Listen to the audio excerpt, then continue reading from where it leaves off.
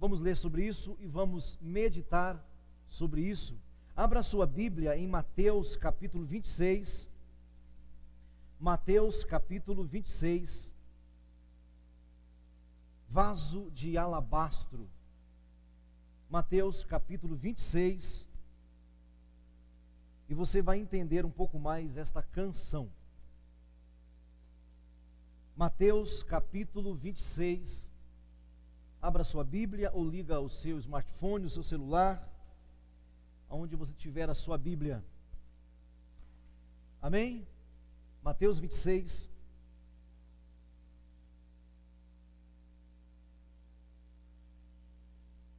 A partir do versículo de número 3. Mateus 26. A partir do versículo 6.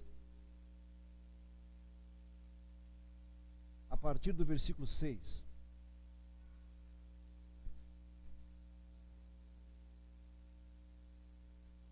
E estando Jesus em Betânia, em casa de Simão, o leproso, aproximou-se dele uma mulher com um vaso de alabastro, com um unguento de grande valor, e derramou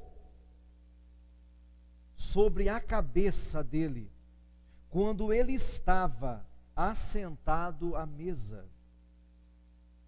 E os seus discípulos, vendo isso, indignaram-se, dizendo: por que é este desperdício?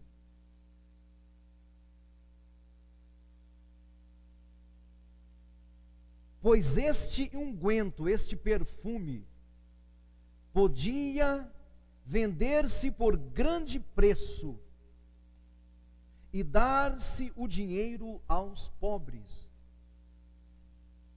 Jesus, porém, conhecendo isto, disse-lhes: por que afligis esta mulher? Pois praticou uma boa ação para comigo. Vamos ler de novo? Verso 6 a seguir. E estando Jesus em Betânia, em casa de Simão o leproso, aproximou-se dele uma mulher com um vaso de alabastro, com unguento de grande valor, e derramou-lhe sobre a cabeça quando ele estava assentado à mesa. E os seus discípulos, vendo isto, indignaram-se, dizendo: por que é este desperdício? Pois este unguento podia vender-se por grande preço e dar-se o dinheiro aos pobres. Jesus, porém, conhecendo isso, disse-lhe: por que afligis esta mulher? Pois praticou uma boa ação para comigo. Amém? Este texto tem em todos os evangelhos. Mateus, como nós vemos, Marcos, Lucas, João. Todos os textos. No texto de Lucas, ele chega a dizer o seguinte, que aquele unguento, ele valia aproximadamente o salário de um ano, de 300 dias, quase um ano. Poderia se vender aquele perfume e o dinheiro conseguido seria de 300 dias de trabalho, quase um ano. Para você entender como valia. Mas na versão de Mateus e na versão de Marcos, eu percebi algo aqui que vai nos marcar. Espero que marque, porque me marcou. Espero que marque. Primeiramente, o que é o vaso, ou um vaso? Um recipiente, um lugar onde se coloca algo, um utensílio. Tudo bem até aqui? O que é o vaso? Um utensílio, um vasilhame. Isso é o vaso. Para que serve o vaso? para colocar coisa. Hoje vaso se pensa em flores, mas antigamente não era. Por exemplo, até vinho se colocava em vaso, até vinho. Aquelas talhas lá de João 2 era um tipo de vaso. Para que serve? Para colocar coisas. Quem é o vaso? Quem é o vaso? Quando a gente olha para isso aqui, a gente pensa apenas em um objeto de colocar coisas. Mas eu vi outra coisa aqui que eu quero mostrar para vocês. Para que serve o vaso? Quem é o vaso? E aí nós vamos tirar algumas lições aqui para nós. Para que serve? Quem é o vaso, primeiramente? Primeiramente, quem é o vaso? Vocês sabem, eu sempre explico aqui, a Escritura Sagrada, ela tem a sua pedagogia e a sua didática, a sua metodologia. Sempre que ela quer nos ensinar algo muito profundo, ela lança a mão de símbolos, de histórias, de parábolas, de hipérboles, de linguagem de exagero, para nos ensinar algo. A pergunta aqui é: o que é o vaso você sabe, para que serve o vaso você sabe, mesmo que você não lesse a Bíblia. Quem é o vaso? Nesta canção poética é válida, existe um erro aqui, mas a poesia permite. Existe uma permissão poética, para que a gente fala que a árvore fala, o passarinho fala, há uma permissão poética. Mas aqui no caso, um vaso de alabastro não é o que eu tenho. Não é algo que a gente tenha. Então quem é o vaso?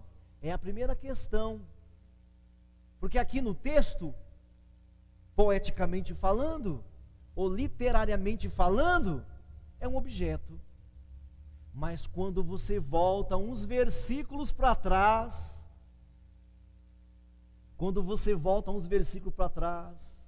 quem é o vaso? Vamos voltar um pouquinho para trás? Vamos ler de novo, o versículo 1, 2, 3, 4 e 5. Quem é o vaso? E aí só Mateus e Marcos traz isso para nós. E aconteceu que, verso 1 agora, quando Jesus concluiu todos estes discursos, disse aos seus discípulos: bem sabeis que daqui a 2 dias é a Páscoa. Daqui a 2 dias é a Páscoa. E o Filho do Homem será entregue para ser o quê? Olhe para mim. Daqui a 2 dias vai acontecer a Páscoa. E eu serei crucificado. Alguns já estão entendendo? Quem é o vaso? O que tem dentro desse vaso, desse outro que eu estou propondo agora? Continua, versículo 3. Para ser crucificado. Depois, os príncipes dos sacerdotes, os principais dos sacerdotes, e os escribas, e os anciãos do povo, reuniram-se na sala. Já mudou o lugar da história. Estava Jesus ali conversando com os discípulos. Agora está os anciãos, os principais, os príncipes de Israel, em outro lugar, junto com o principal sacerdote, que se chamava Caifás. 4. E consultaram-se mutuamente, aquela reunião que teve ali, para prenderem quem? Para prenderem quem? Jesus. Para prenderem quem? Jesus.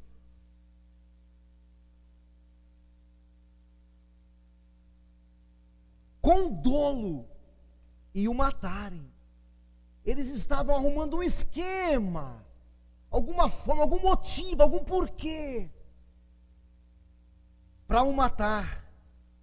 5. Mas diziam: não façamos isso durante a festa, para que não haja alvoroço entre o povo. Olhe para mim, todos vocês. Jesus diz: daqui 2 dias é a Páscoa. Olha, meus discípulos, eu serei crucificado. Muda-se o lugar da história, coloca-se a câmera em outro lugar. Lá estão os judeus, os principais sacerdotes, em outra reunião, dizendo: precisamos matar Jesus, mas com dolo, precisamos dar um motivo, precisamos ter um porquê, por causa do povo, pode ser que haja alvoroço. Quem é o vaso? Quem é o vaso? Quem que vai ser quebrado daqui a pouco? Aí vem a nossa história. Estando Jesus em Betânia, na casa de Simão leproso, aproximou-se dele uma mulher, com um vaso de alabastro, com unguento de grande valor, e derramou sobre a cabeça dele, quando ele estava sentado à mesa. Olhe para mim. Sabemos o que é um vaso, para que serve um vaso, mas aqui nesse caso, quem é o vaso?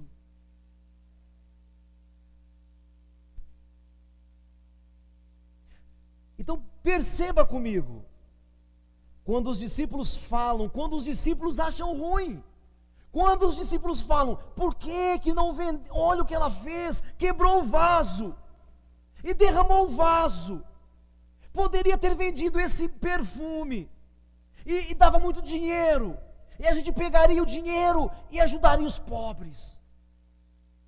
Olhe para o coração de Jesus, olhe para o pensamento de Jesus, porque aquela mulher, ela está sendo um instrumento para mostrar para todos nós, para eles ali e para nós aqui hoje, 2000 anos depois, que o vaso é Jesus, que o vaso é o nosso Senhor, que dentro de Jesus havia um sangue capaz de nos perdoar, de nos salvar, de nos restaurar.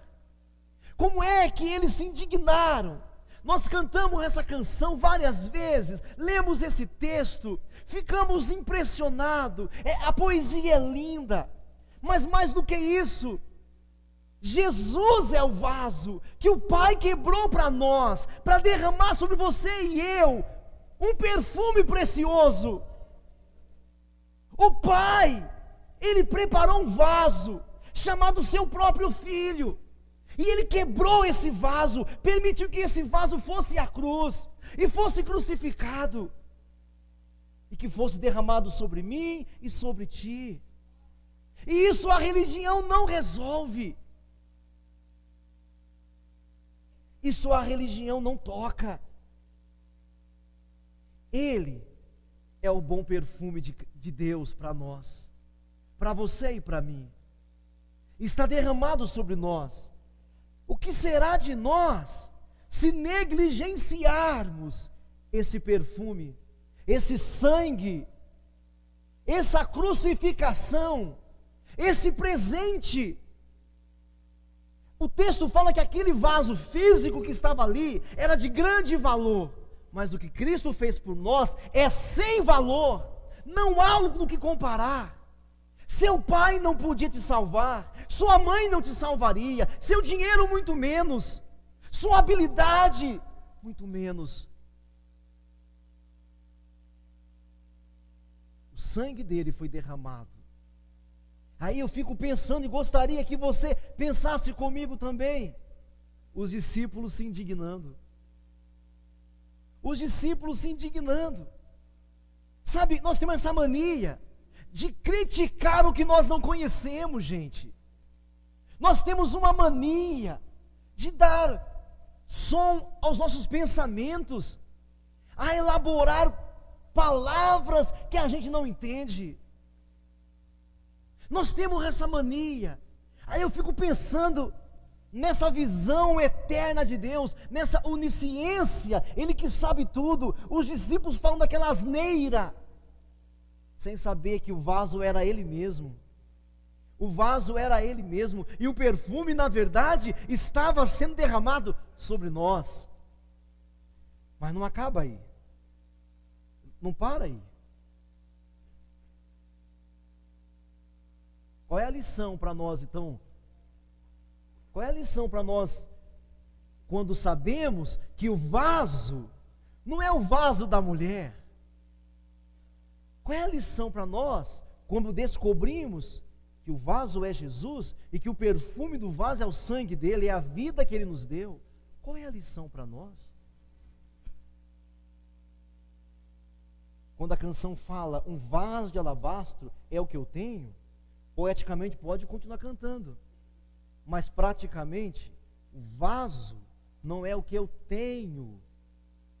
Jesus aqui, ele tinha um vaso ou ele era um vaso? Me responda, Jesus tinha um vaso ou ele era um vaso? Ele tinha um perfume ou ele era um perfume?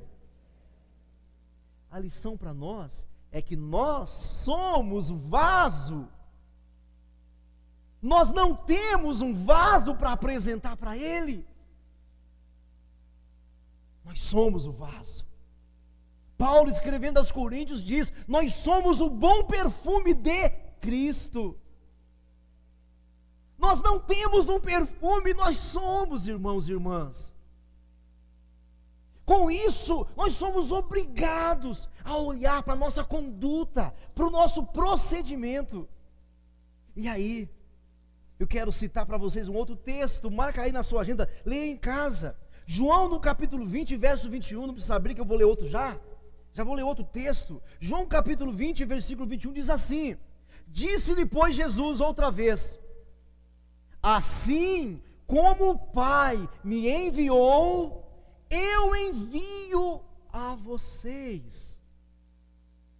Vou ler de novo. João 20, verso 21.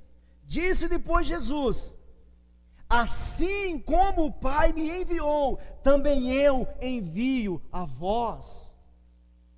O que o Pai enviou? Dentro do meu tema, o que o Pai enviou? Um vaso.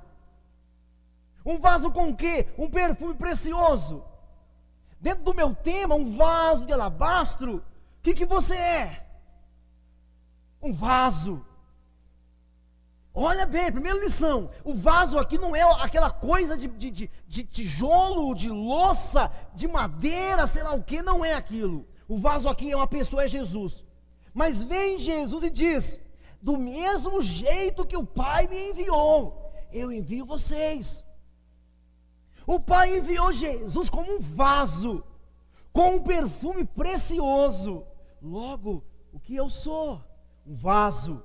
Eu não tenho um vaso, eu sou um vaso.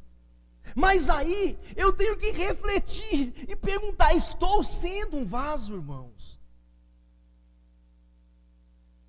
Quando eu vejo a equipe de dança aqui, de coreografia dançando, observem elas de vez em quando, pode vir daqui à frente e ver de vez em quando, são vasos. Quando eu vejo a equipe de louvor aqui ministrando, às vezes aqui, debaixo dessas goteiras aqui, olha, o que eu vejo? Vasos. Quando eu vejo os meus irmãos ministrando, o que eu vejo? Vaso. Quando eu vejo você de casa em casa pregando o evangelho, o que tem que ser? Vaso. Quando você anda em santidade, o que é você? Um vaso. Do mesmo jeito que o Pai enviou Jesus, Jesus enviou a gente. Você é um vaso. Então, sem essa, eu tenho um vaso, tomo um vaso, mas eu sou o vaso. Você é o vaso. E tem que ser um vaso do jeito de Jesus. Do mesmo jeito que o Pai me enviou, eu envio vocês. Ele disse, João 20, 21. O modo, a forma, o conteúdo. Do mesmo jeito que eu fui enviado, eu envio a vós outros.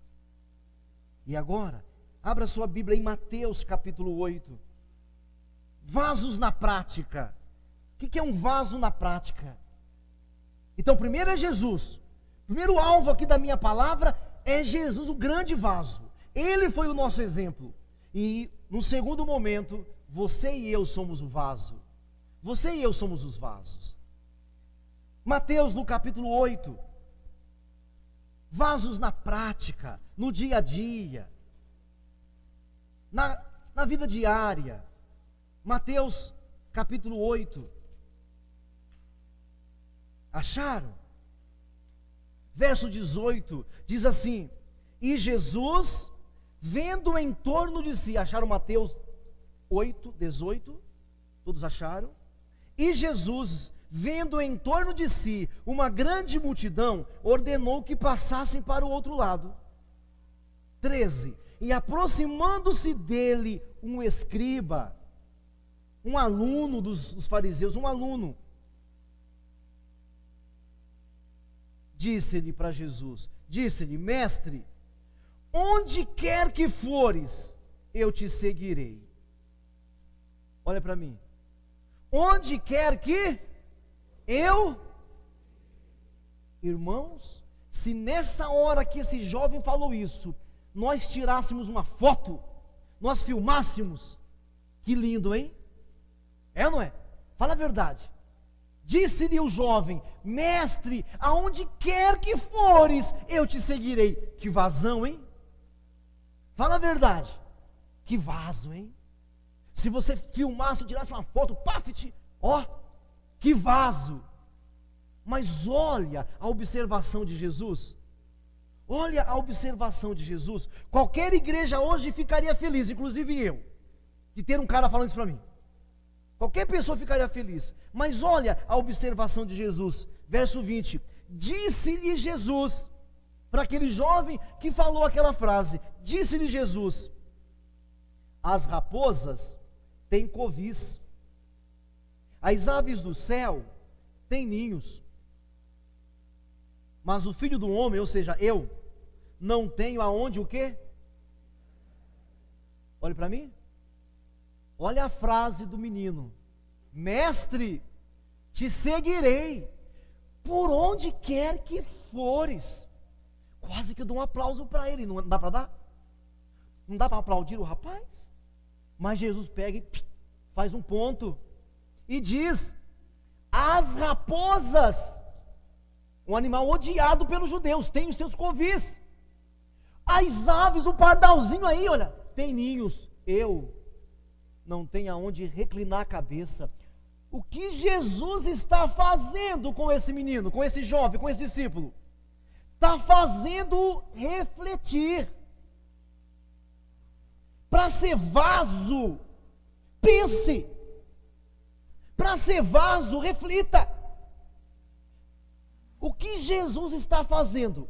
Se você vai me seguir porque quer algo em troco, devo dizer-lhes: raposa que rouba galinha, que come galinha, tem covil.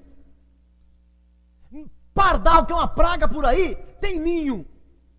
Eu não tenho travesseiro para dormir. Você vai me seguir por quê? O vaso pensa. O vaso tem que pensar nisso. Você é vaso? Ele disse que nos enviou do mesmo jeito que Jesus foi enviado. Vaso. Vaso é isso. Esse é o perfume.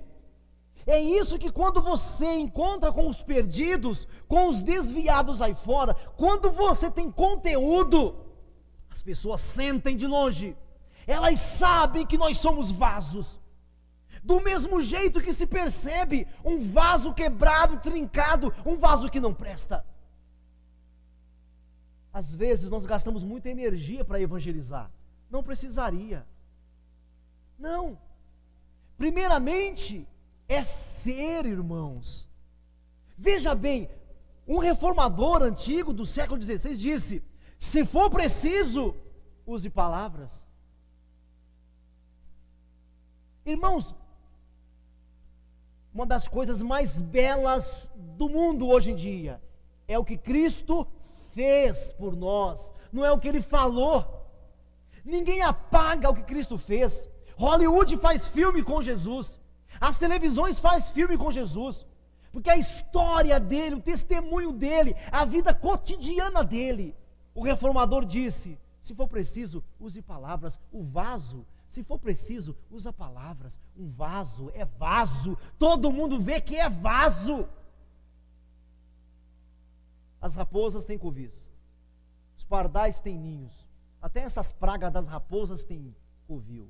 Eu não tenho aonde reclinar a cabeça. Vai me seguir, menino?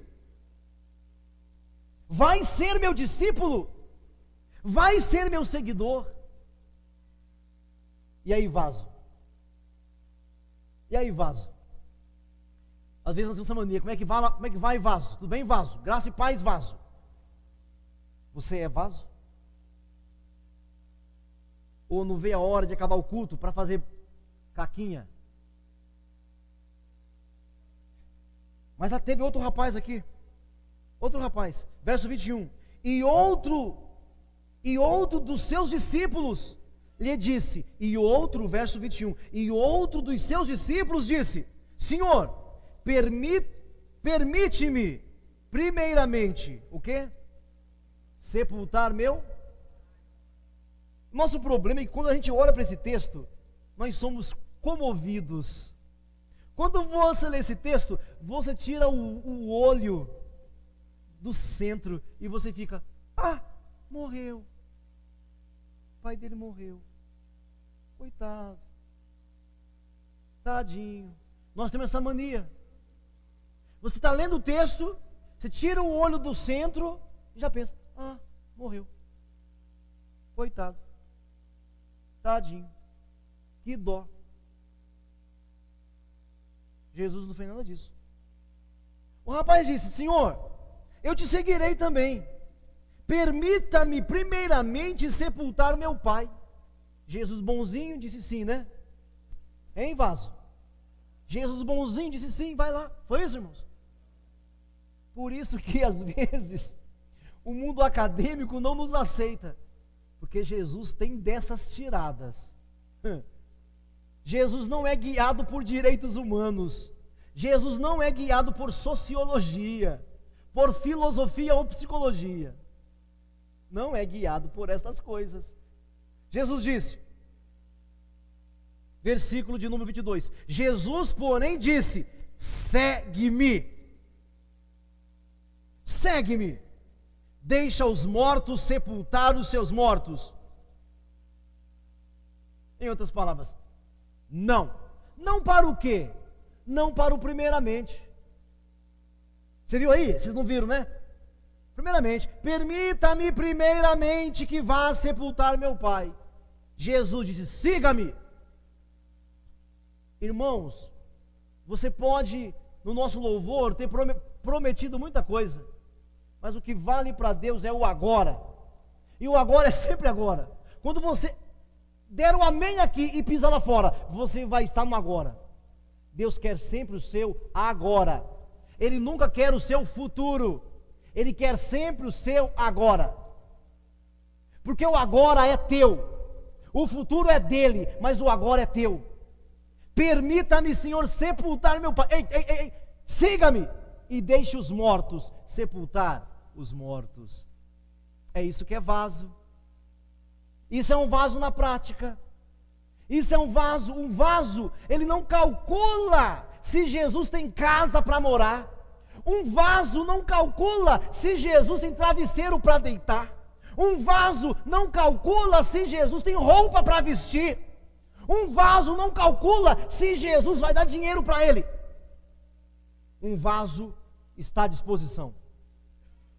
Um vaso está à disposição. Um vaso não fica olhando o imediatismo. Meu pai, minha mãe, minha doença, minha enfermidade. Pergunta para mim, ou melhor, responda para mim. Quando você falta na igreja, você que não estuda, não trabalha, o que você fica fazendo? Você é vaso? Não trabalha, não estuda, quando você não vem para ouvir a palavra de Deus, o que você fica fazendo? Você é vaso? Sinceramente, e não vem com essa falsa humildade, eu vou chegar lá, Deus tem misericórdia da minha alma, Deus tem compaixão de mim, eu estou traumatizado, estou frustrado. Sabe por que você está traumatizado? Porque você está vivo. Quando você estiver morto, porque não é isso que a Bíblia diz? Que nós estamos crucificados com Cristo? Não é isso? Quem está vivo se frustra. Quem está vivo tem doença, quem está vivo tem canseira, quem está vivo tem estresse, mas quem está morto com Cristo não tem isso, porque o prazer dele está em ser vaso nas mãos do Senhor. O prazer dele ou dela está em ser vaso, em ser um perfume valioso e precioso. Você é o vaso. Não fique apresentando para Deus um louvor apenas, dando para Deus um presente, mas seja o vaso, porque Ele te enviou como vaso, do mesmo jeito que Jesus foi enviado e morreu por você e por mim. Você foi enviado assim também, para considerar a sua vida em nada preciosa, desde que você alcance e cumpra o ministério que você recebeu do Senhor Jesus. Isso é versículo bíblico, viu? Você é vaso. Ande como vaso. Ande como vaso. E não venha com essa poesia, tô meio trincado, tô de cabeça para baixo. Não vem com essa poesia, não. Seja um vaso de valor. Simplesmente siga Jesus. Não tem que agradar líderes, nem pastores, nem apóstolos e nem bispos. Mas faça o que Deus espera que você faça. Ande do jeito que o Senhor espera que você anda. Um vaso. Do mesmo jeito que Jesus foi enviado, Ele nos enviou. Ele te enviou. E ainda teve que ouvir: por que não se vende esse perfume? É assim que a gente vive às vezes. Por que eu vou gastar meu talento ali? Eu podia ir para quem me valoriza mais. Você é o vaso. Fique na presença do Senhor. Dependa do Senhor. E diga para Ele: eis-me aqui, Senhor. E eu vou exalar este perfume aonde quer que eu esteja, seja na minha escola, na minha universidade, no meu trabalho, na rua, no lazer. Eu quero exalar o bom perfume de Cristo. Eu quero ser uma voz contraditória. Hoje em dia, irmãos, ser cristão verdadeiro é ser uma voz contraditória. Está cheio de cristão picareta por aí. Está cheio de cristão que sabe dançar, pular e cantar. Hoje nós precisamos ser cristãos com uma voz contraditória. Eles falam uma coisa, fale o contrário. Seja um vaso de valor. Seja um vaso, imita a Jesus. Curva sua cabeça, feche os seus olhos nessa hora. Não é ter um vaso, é ser o vaso. Não é ter um vaso, é ser